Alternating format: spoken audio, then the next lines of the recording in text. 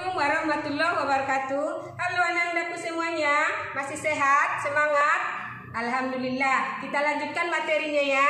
Minggu kemarin kita membahas materi perencanaan kegiatan wirausaha kerajinan yang ada di pasar lokal.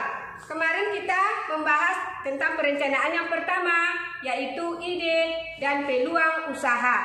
Nah, kegiatan yang kedua yang kita bahas adalah analisisnya. Analisis peluang usaha dikenal dengan analisis SWOT. Nah, SWOT ini adalah kegiatan-kegiatan yang harus dilalui oleh seorang wirausaha, yang mana S yang pertama strong, yaitu keunggulan, kelebihan dibanding dengan produk-produk orang lain. Contohnya kita membuat satu produksi ini masker. Nah, di dalam pembuatan masker yang kita buatlah dia unsur inovasi, unsur kreativitas, biar ada dia nanti unsur lebihnya dibanding produk orang lain. Semakin kita membuat inovasi kreativitas, maka produk masker kita buat itu semakin mahal harganya dibanding dengan produk orang lain. Nah, kemudian yang kedua ada weakness, lawan dari keunggulan, yaitu kelemahan. Di dalam membuat sebuah produk pasti nanti ada unsur-unsur kelemahannya. Bukan hanya ada dia unsur keunggulan. Nah, yang kelemahan ini kita dasarkan pada pembuatan produk ini masker. Salah satu unsur kelemahannya yaitu dari segi kain yang kita buat. Orang menciptakan sebuah masker, produk masker, ada dia kainnya yang dibeli secara langsung dari toko. Nah, sedangkan kita kelemahannya, kita membuat dari kain perca, sisa-sisa kain kita. Sisa-sisa kain ini kadang ada dia yang sudah ada unsur virusnya, unsur kotorannya, maka perlu lagi dia yang namanya penyucian, pembersihan, dan pengeringan. Nah, dia unsur kelemahannya ya. Kemudian yang ketiga kegiatan yang harus dilakukan adalah O, opportunity, yaitu peluang. Wirausaha membuka sebuah kerajinan ataupun kegiatan-kegiatan lain, pasti nanti ada peluang yang harus kita harapkan bagi konsumen, bagi orang lain, bagi masyarakat. Nah, peluang inilah yang harus kita tangkap, yang harus kita capai dibanding dengan orang lain. Yang keempat yaitu threat, ancaman. Kegiatan ancaman ini harus kita teliti lebih awal. Apakah dia nanti ancamannya ini, produk yang kita buat ini ada unsur-unsur yang bisa melemahkan produk orang lain. Kalau ada unsur-unsur yang seperti itu, maka yang harus kita hindari adalah ancaman ini. Nah, bisa dipahami anak-anak semuanya? Nah, alhamdulillah. Kemudian yang ketiga, perencanaannya adalah sumber daya pendukung ini harus dibuat, harus dicapai dengan kegiatan 6M tambah 1I. 6M masih ingat, itu sudah dipelajari di kelas 10 dan 11. Ibu tambah dia dengan angka 1, yaitu huruf I. Nah, kalau nggak ada angka 1 dengan huruf I ini, nggak akan berperan penting dia nanti 6M-mu. Nah, kita lanjutkan 6M. M yang pertama adalah yang harus dilalui, ada dia manusianya.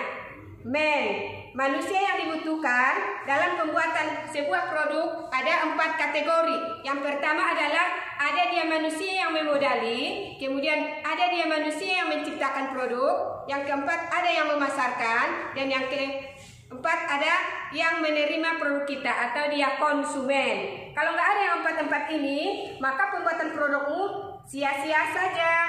Maka lalu dia yang 4, harus kau ingat dia sebagai seorang manajer harus ada di ini yang 4. Ada manusia yang memodali, ada dia manusia yang membuat produk, ada yang memasarkan, dan yang menerima produk yang kau buat atau disebut dengan konsumen. Nah, itu M yang pertama. Yang kedua, money, yaitu anggaran, biaya. Biaya di sini ada berbagai macam, ada nanti biaya tetapnya atau fixed cost-nya, ada biaya tidak tetap atau variable cost. Nah, itu juga sudah dipelajari di semester 2 di kelas 11. Nah, kemudian yang ketiga ada material. Material ini adalah bahan-bahan yang kau gunakan dalam membuat sebuah produk. Contohnya tadi adalah pembuatan masker. Berarti bahan-bahan yang paling penting sekali adalah ada kain, kemudian ada benang, kemudian apa lagi? Ada pita kalau dibutuhkan untuk membuat inovasi dan kreativitas. Nah, yang keempat M-nya mesin atau alat yang digunakan untuk membuat produk masker. Apa-apa alatnya biasanya untuk membuat sebuah masker? Tahu? Tahu.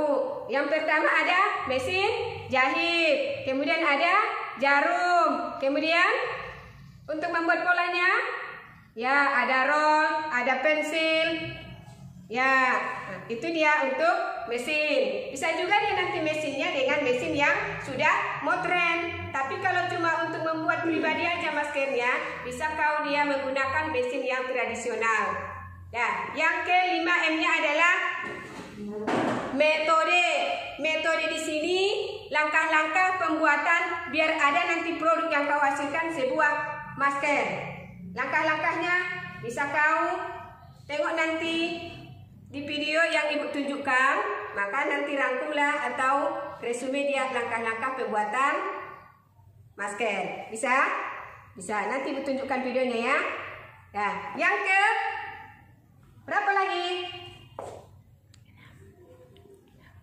Yang ke berapa? M-nya. Nah, yang ke 6 yaitu market. Marketnya di sini adalah sasaran pasar. Sasaran pasar inilah yang harus dibuat, strateginya.